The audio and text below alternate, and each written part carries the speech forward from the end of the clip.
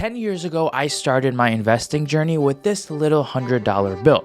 Little did I know that one decision would end up completely changing my life. So in this video, I want to show you what actually happened when I started investing $100 a month. I'll break down how much I made in year 1, year 5, and year 10. I'll share what I personally invested in, what I would do differently, and show you how just $100 can completely change your life as well. Real quick, if you want to start investing, I'll leave a link down to the brokerage I personally use down below. They're offering some free stocks when you sign up, so get it while you can. When I first started investing, I had no clue what I was getting into. I didn't know how to read charts. I didn't know what a PE ratio was. I didn't know how to read financial statements. I just knew I had to get started. And you know what's funny? 10 years later, I still don't know what half those things are. But that's because you don't need to know everything to get started. That's why I kept things simple. I was not buying random stocks. I was not trying to day trade. I was not staring at charts all day trying to find the next big thing and make a lot of money overnight.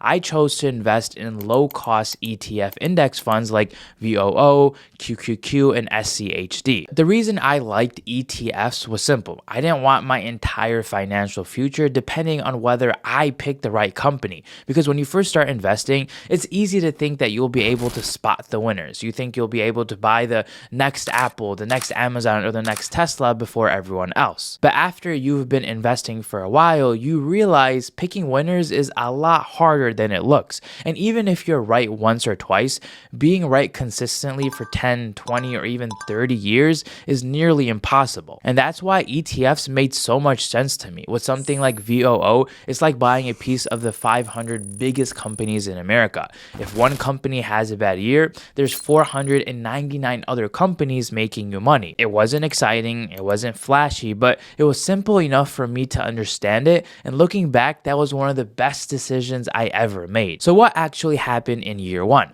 Every month I put in $100, and by the end of the year, I had invested $1,200 of my own money.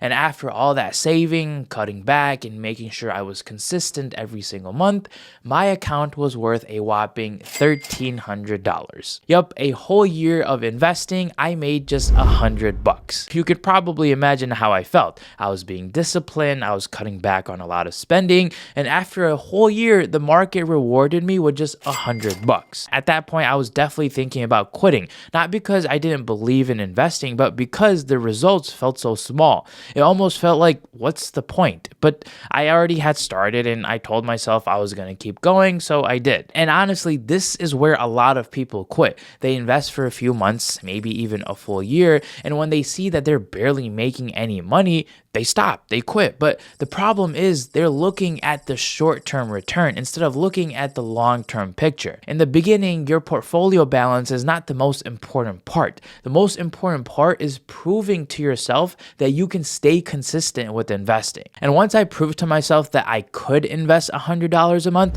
something changed. I started paying more attention. I learned what an expense ratio was. I learned the difference between an ETF and a stock. I learned why reinvesting dividends is so important, and because of that, slowly I started seeing money differently. Before that, my money would just disappear. $12 here, $18 there, $40 on some random things on Amazon, and by the end of the month, I had no clue where all my money went. But once I started investing $100 a month, that money now had a job. It was no longer just sitting there waiting to be spent. It was buying assets, and mentally, that was a big shift. Okay, now by year 5, things started getting a little more interesting. At that point, I had contributed around $6,000 of my own money, but the account was worth around $8,168. So now, instead of being up just $100, I was up a little over $2,000. Was that life-changing money? No, but it was something. My money was growing, it was compounding, and that was the first time I could actually feel compounding starting to work. The easiest way to understand compounding is to think like of a snowball rolling down a hill.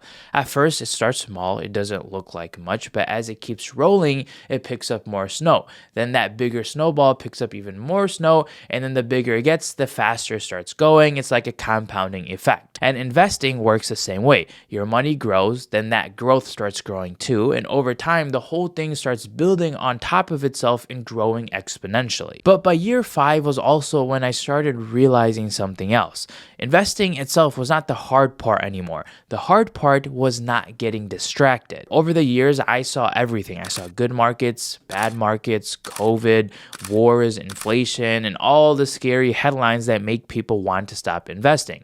I saw people making money fast. I saw people lose money even faster. But through it all, the strategy that kept winning was the boring one: buying low-cost ETFs consistently and staying invested. But buying these ETFs consistently does not make you feel like a genius. Nobody is impressed when you say, I bought more VOO this month. It's not exciting, it's not flashy, but boring investing is usually what will always win in the long term. One of the biggest mistakes I made during my first 5 years was chasing the next big thing. And honestly, I probably would have had a lot more money if I didn't. And I think most investors go through this at some point in their journey. You start with ETFs, then you see someone online talking about a stock that's going to 10x, or someone that made 50x on a stock, or a new trend that is supposedly going to be the future, and suddenly your boring ETFs start to feel slow. You start thinking, maybe I should put more money into this new stock instead. And sometimes that works, but a lot of times it doesn't. You take on more risk than you realize. You start checking your account more.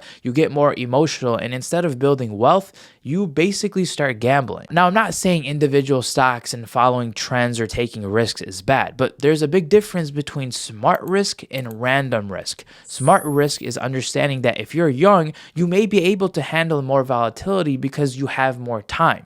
Random risk is buying something just because someone online said it's exciting and it's going to make you a lot of money. Looking back, I think I would have been better off not buying some crazy picks and just keeping my strategy boring and only using maybe a smaller part of my portfolio for these riskier trades, because the core is what builds the foundation. For me, that core was low-cost ETFs like VOO, QQQ, SCHD. Those funds gave me exposure to great companies without forcing me to perfectly pick the next winners myself. And finally, that brings me to year 10. After investing around $100 a month for 10 long years, I contributed around $12,000 of my own money.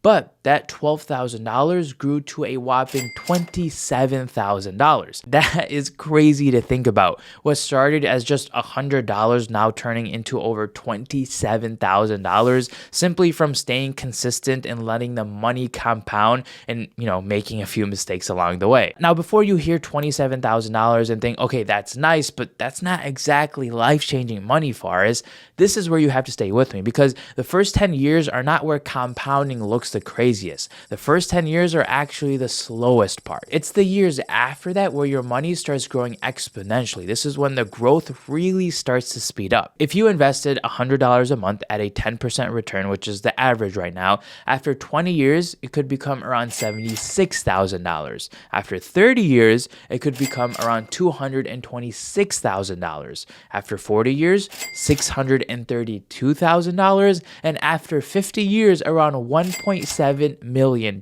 I know that sounds ridiculous when you're just starting with $100, but that is what compounding does when you give it enough time. And that is one of my biggest regrets is not putting more money in along the way. Because looking back, I had so many chances to invest just a little bit more money every month, but at the time I kept telling myself I would just do it later. And technically I did. I made more money later and I invested more of that later, but those extra dollars I waited to invest did not get the same amount of time to compound like the other ones. If I could go back and give myself advice when I first started, I would keep it super simple. First, start as early as you can. Even if it's just $10, the amount doesn't matter, starting does. Second, keep the strategy simple. Just simple low-cost ETFs, index funds like VOO, QQQ, SCHD, or any other ETFs. That's it. Third, be careful chasing hype. There will always be the next big thing or the next big article, but if you keep changing strategies every time something else looks better, you never give compounding enough time to work. Fourth, take enough risks for your age, but do not confuse risk with gambling. When you're young, you usually can handle more risk, but that does not mean every risky investment is going to be smart. And fifth, increase your contributions when you can. The goal is not just to invest $100 a month forever. The goal is to start with an amount you can actually stick with and then build up from there. Eventually, that $100 should become $200, $500, or even $1,000 a month. So if you're watching this and thinking I only have $100, I would not look at this as a weakness. I would look at it as a great starting point. And if you don't have $100, don't worry about it. Start with less, start with 50, start with 10, start with